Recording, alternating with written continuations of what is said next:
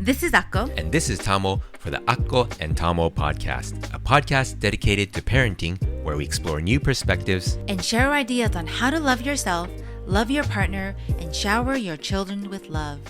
This is episode 72. And the topic of the day is creating smoother sibling relationships. And before we get started, please take a quick moment to subscribe to our show. Now let's get back to our recent happenings. Yes, the recent happenings is that our podcast is now available on YouTube. So if you like to listen to podcasts on YouTube, we're available there. So check it out. Make sure you subscribe to our channel so that you get notifications each time we release a new podcast. And just to let you know, along with YouTube, we have Apple Podcasts, Spotify, Amazon, iHeartRadio, Overcast, Google, and also on our website at www.akkoandtamo.com. And don't forget to subscribe to our show and follow us on Instagram and give us a shout. Yeah, for sure. All right, so let's get back to our topic of the day. So creating smoother sibling relationships. So first, we just really want to just go over really the causes of sibling rivalry, and then what parents can do to actually lessen that drama and create a more loving environment for our children. So what usually are the causes of these sibling rivalry? And it's really competition. They feel like they need to compete with the other child, right? Because they feel if parents are put in a situation where we have to choose one child, they don't feel confident that we would choose them. Like that's what some children might feel. And so children need to feel confident in our responsiveness as parents to them. And so they want to feel seen, they want to feel validated and valued. And so as long as you show these to them, then they're usually less sibling rivalry because they know that mom and dad will be protecting them. And also loving in any situation. Yeah. So, yeah, right? Loving them unconditionally, not just loving them when they're being good or happy, right? You love them when they're mad. You love them when they're screaming, when they're having tantrums, and actually voicing that out to them usually helps too, because we notice that like sometimes our daughter will do things we don't want her to do. She'll just be like, Mom, Dad, I love you. And then we'll have to let her know, hey, we love you no matter what, whether you're getting in trouble. And the only reason why we had to let you know what was happening is because we love you and we want you to be a better person. And so we're trying to teach you how to be that better person. And so teaching them unconditional love, right? So always loving them however way they are, however form they come in, you always love them just the way they are. And let's say these kids are not confident that their parents are always going to be responsive to them or feel confident that they have their back. That tends to create a little more sibling rivalry because they need to fight for their parents' attention because their needs aren't being met. And so they start to shove their siblings aside to be sure that those feelings are being met. So competition, that's where the competition lies. And you want to really acknowledge and recognize and validate their feelings so that these things don't happen, right? If these feelings are validated, then children tend to continue to express their feelings. So we want to remember to always continue to acknowledge and recognize and validate their feelings. So example, if there is a new baby in the family, right? And this child, the older child, was an only child for 2 years and they were the center of attention, they're going to feel a little left out when this new baby comes. And so always being able to acknowledge, recognize, and validating their feelings like, hey, I know it's hard to share parents or share mom and dad, or I know it's hard to have a new baby in the family. I know it's hard to be a big sister or a big brother.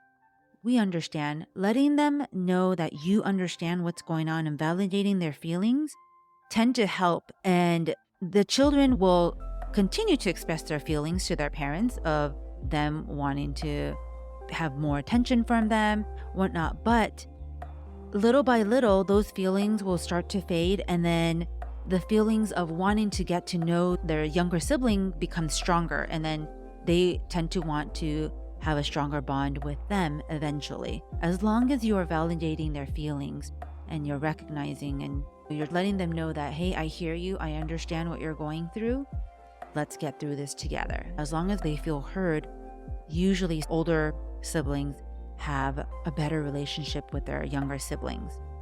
And let's say these feelings are not validated, what happens is these children tend to shove these emotions into their subconscious.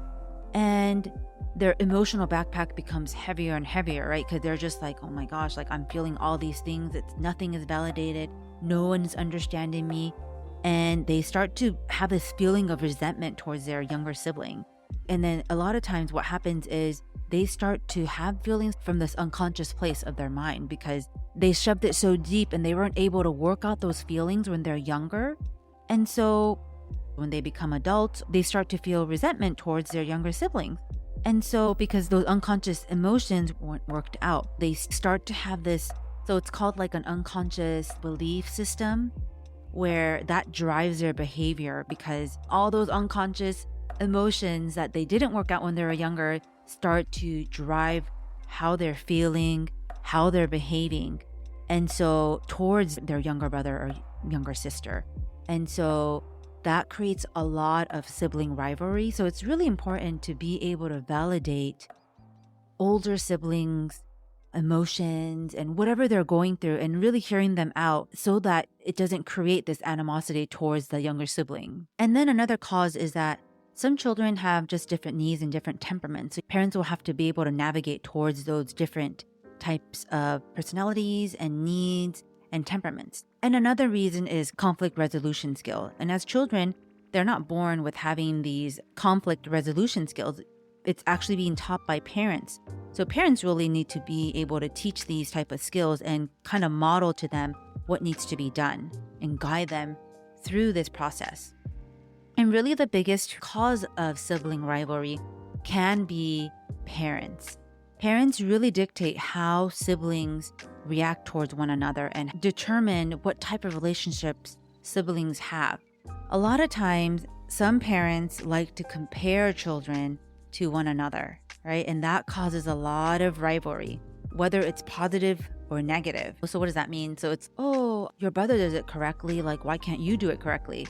Or you're always ahead of schedule unlike your brother. That's positive to them, but it creates an environment where they always have to be on top of their siblings. And so that's not the greatest thing to say to children because you don't want them to compare themselves to one another. And so let's go into what parents can do to lessen this drama and create a more loving environment. The first one is that parents can be the role model, right? So when we intervene in these sibling conflict, we need to be very careful about taking sides, right? Because once we take side, that means, oh, one of the children might think, oh, mom and dad took their side. Oh, they love them more. That's just a natural thing to think. So we have to be very intentional about not choosing any sides, right? And hearing both sides out rather than just jumping to conclusion like, oh, the older one's always like stronger, and so that's why it's their fault. Not doing that, but rather just hearing both sides out and coaching each of them to communicate their needs and their thoughts, right, about the situation. So if little brother took the ball or if the big brother took the ball, being able to communicate, hey, I was playing with that ball, can you please give it back? And then the younger one or whoever the other sibling could also say, can I please play with it after you're done? And then just having those types of communication skills and having them learn those type of skill is really important in these type of situation. And also helping them become a team, right? Teaching our children teamwork. And that's been a big one. By teaching teamwork, they get to feel like they're in it together. And through that, the more they understand that they can work as a team, and if they work as a team, they can get more of what they're looking for. By understanding that teamwork actually works to benefit both of them, we're starting to see that they care for each other more because they understand that teamwork is what makes the dream work. And so even during times where they're at odds with each other, they might be yelling and screaming, maybe fighting over a toy or whatnot, we can always remind them, hey, it's teamwork. You don't have to fight over these things. You can play together. And of course, yes, that is another skill that they have to be taught. We've been taking steps to do so. And also another one is to really just give each kid enough personal space. If they're needing personal space because they're having really big emotions and they're going through really big emotions and they're having to just go through those emotions, give them their space that they need. Sometimes when our son is having a small little tantrum and he's just crying, he went from like 0 to 100 in like 3 seconds. I always ask him, do you need a hug? And then he's no. And then after a while, ask him, do you need a hug? And he's like, yes. He just had to let those emotions go through and have his personal space.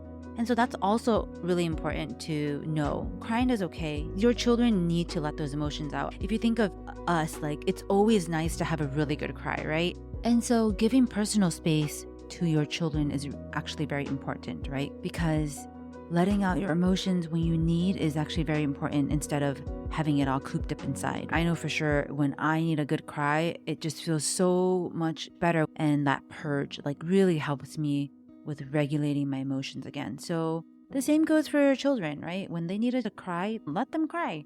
Like I said before, I let my son or daughter cry, our daughter and son cry until they're ready for the hug or they're ready to talk it out or whatever they need. But I don't really force the hug upon them until they say that they need it. Because I don't want it to be like, no, I don't want a hug, and I hug them, and it's giving the wrong message to them. And then the next one is really letting them know that you love them, right? Unconditional love. You love them no matter what happens, and that there's always a place in your heart for them, and it's only for them and no one else. And so really validating that they matter and giving them the confidence that you are always there for them. And then another one is just having a really good relationship with them. Kind of transfers over to their siblings. Because usually when you have a good relationship with your child, they usually should be happy. And so that happiness gets transferred to the sibling relationship as well. Because bad behavior actually is contagious.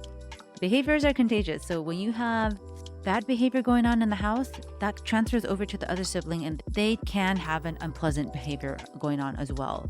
And so happy behavior can be transferred also. So having that positive relationship is very important.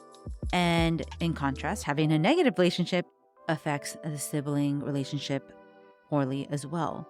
And that's just something to really keep in mind. So just having always a positive relationship with your child is very important. And like we said before, teaching them conflict resolution is very important when it comes to dealing with siblings and how to solve any conflicts that go on between them, right? Because you're their coach, so you have to really guide them in how these conflicts need to be resolved. And also, if you have other conflicts elsewhere, it's always good to just role model, right? Or if you have a little disagreement with your partner, it's always good to, if it needs to be shown, show them how it can be done in a very respectful manner. And another one is just coaching them emotionally, like emotional coaching, right? Letting them know this kind of coincides with validating and acknowledging their feelings. So it's always teaching them that it's okay to have all the emotions that they go through, whether it's anger, frustration, anything. Those emotions are totally all good. However, behaviors need to be limited. If they're so angry that they're hitting you, that behavior is not good, right? It's no bueno. You have to let them know, hey, there are other ways you can express your anger. What can you do when you are feeling so angry? Some of the things that I let our children know is, okay, if you're so angry that you want to do something and you want to let out that steam, you can scream into a pillow, or you can hit the pillow, or if you can take a deep breath, right? We talked about monster meditation, that kind of stuck with our children. So it's monster meditation is like a Sesame Street type of meditation where you breathe in, inflate your stomach, and then you breathe out. So that's how that works. But teaching them just different skills to deal with different types of emotion is actually very important. And always validating all their emotions that they're feeling. That you shouldn't discount any emotions that they're going through, if that makes sense. And another one is family culture. So creating a great atmosphere that focuses on kindness and appreciation and respect in the home transfer to the children, and they try to keep those values, and it motivates them to work toward this type of peaceful environment, right? And I'm not saying that always work out, but teaching them at a young age that, hey, this household, we are always respectful to each other, we are always appreciative, and that we always are kind to each other. It really helps cultivate that type of environment within the household. And then lastly, just have fun, right?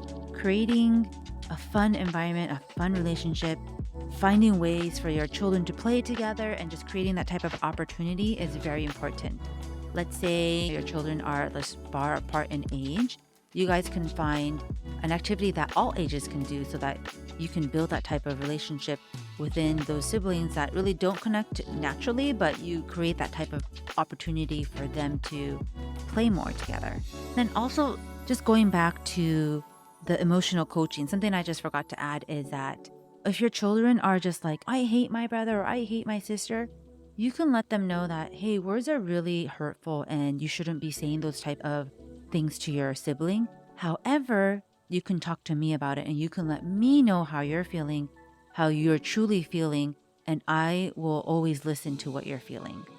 Letting them know that, hey, you can create that safe space for them. So you're holding space for them, right? Creating a space where they know that they're going to be safe with whatever they say about their sibling. And so creating that space is actually important when it comes to maybe an older sibling relationship, when they're just wanting to use certain types of words or whatnot to hurt the other sibling. You yourself can be that person that can listen to all that and then really teach them how to work through those emotions and teach them how to have a better relationship with their sibling. So I just thought some of those things can be very helpful when you have multiples.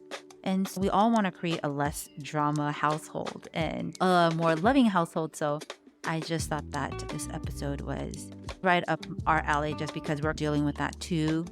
Our children get along for the most part, but yeah, there are conflicts and we just have to really teach them and really guide them as far as how to deal with all those emotions that they go through and all those conflicts that they're going through. If you think this episode is helpful for other parents, please share it. And if you haven't, please take a quick moment to subscribe to our show. And the question of the day is, what are your tips for sibling relationships? We love to hear from you. Please come say hi by commenting on our website by going to akkoandtamo.com and clicking on the podcast tab. We're also on Instagram at akkoandtamo, so come say hi to us there. All right. Bye-bye. Bye.